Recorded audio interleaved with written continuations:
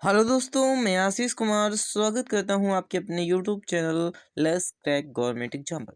आज के इस वीडियो पर देखिए रिजर्व बैंक ऑफ इंडिया, जिसे हम क्या कहते हैं आरबीआई की 810 प्लस वैकेंसी निकलकर सामने आई हैं। इनकी एलिजिबिलिटी देखेंगे, लास्ट डेट देखेंगे, साथ ही किस तरीके से अप्लाई करना है, नोटिफिकेशंस कब आई, ये सारी चीज़ें देखने वाले हैं। तो आइए हम लोग देख लेते हैं। तो यहाँ पर देखिए हमारे पास क्या दिया हुआ है, इसकी हमारे पास ओवरव्यू देख लेते हैं किस प्रकार से यह है। पोस्ट नेम किसकी है? असिस्टेंट। टोटल वैकेंसी कितनी है? 810 प्लस। कितनी है? 810 प्लस। नोटिफिकेशन डेट कितनी है? 28 दिसंबर को आपको नोटिफिकेशन दे दिया गया था। एप्लीकेशन स्टार्टिंग डेट्स कितनी है? तो 15 जनवरी को आपको स्टार्टिंग डेट थी और एक्सपेक्टेड की गई थी। देखिए एक्सपेक्टेड की गई है तो मतलब 15 जनवरी से हो भी सकती है आपकी स्टार्टिंग डेट और नहीं भी हो सकती है, आगे भी बढ़ सकती है। इस प्रकार से एप्लीकेशन एंडिंग मोड आपका जो है वो 10 फरवरी 2025 को एक्सपेक्ट किया गया है। एग्ज़ाम डेट आपकी मई में जा सकती है।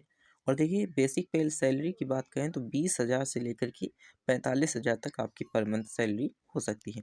देखिए ऑफिशियल वेबसाइट पर जाकर के ये सारी चीज़ें आप देख सकते हैं, जिसका नाम है RBI.org.in पर जाकर के आप देख सकते हैं। तो इस प्रकार से हम देखेंगे, यहाँ पर देख लिया। और देखिए हमारे पास क्वालिफ़िकेशंस क्या होनी चाहिए। तो क्वालिफ़िकेशंस के लिए बैचलर डिग्री आपके पास होनी चाहिए और देखिए 50% के मार्क्स के ऊपर आपके होनी चाहिए। इसके बाद देखिए नॉलेज होनी चाहिए word processing computer of the computer के बारे में आपको नॉलेज होनी चाहिए। एज लिमिट की बात करें तो एज लिमिट आपकी 20 मिनिमम और मैक्सिमम आपकी 28 रखी गई है। और देखिए एज रिलैक्सेशन की बात करें तो देखिए SC/ST के लिए 5 साल, OBC के लिए 3 और PWD के लिए 10 साल यहाँ पर एज रिलैक्सेशन को रखा गया है, जो कि एक नियम है इंडिया का, रूल के हिसाब से यहाँ पर रखा गया है। तो इस प्रकार से हम बात कर लेते हैं। तो आरबीआई अप्लाई किस प्रकार से करना है। तो सबसे पहले आपको आरबीआई की वेबसाइट पर जाना है और वहाँ पर आपको एक रिक्वायरमेंट फॉर द असिस्टेंट 2025 की नोटिफिकेशन लिंक दिखेगी, उसमें आपको जाना है। उसके बाद आपको रजिस्टर करना है ईमेल आईडी या फिर फ़ोन नंबर के माध्यम से। इसके बाद आपको एप्लीकेशन फॉर्म में आपको इंटरपर्सनल, इसके बाद आपको प्रोफेशनल डिटेल्स सारी चीज़ें फिलअप करनी है। इसके बाद अपलोड डॉक्यूमेंट्स में आपको डॉक्यूमेंट स्कैन करके आपको फिलअप करना है, जिसमें आपकी फ़ोटो, आपका सिग्नेचर और रिकॉर्ड डॉक्यूमेंट आपके होंगे।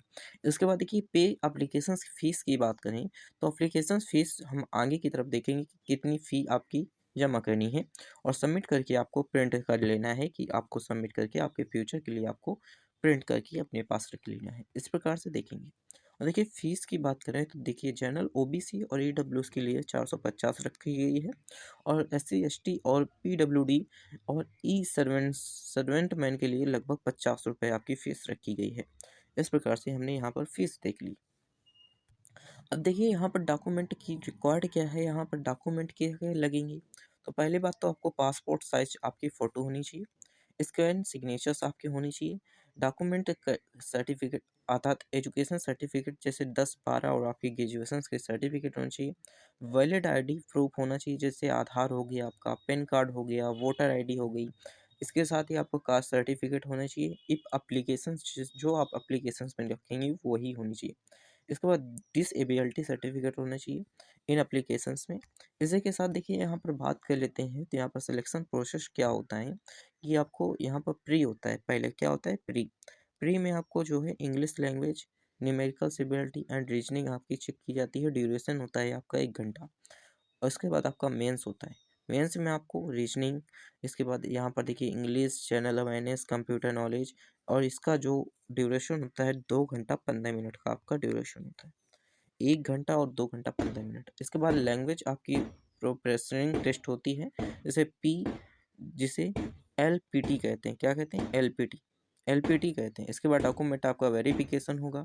डॉक्यूमेंट वेरिफिकेशन में आपको candidate starting from the LPT under goes final document आपको वेरिफिकेशन सबमिट करना है। इस प्रकार से यहाँ पर सारी चीज़ें होंगी। इसके बाद देखिए आपको किस किस बेसिक पे आपको क्या मिलेगा। बेसिक पे आपको 20,700 मिलने वाला है। इसके बाद डियरनेस अलाउंस आपको 9,540 मिलने वाला है। ट्रांसपोर्ट अलाउंस आपको 3,000 मिलने वाला है। इसके बाद हाउस रेंट अलाउंस आपको 4,500 मिलने वाला है।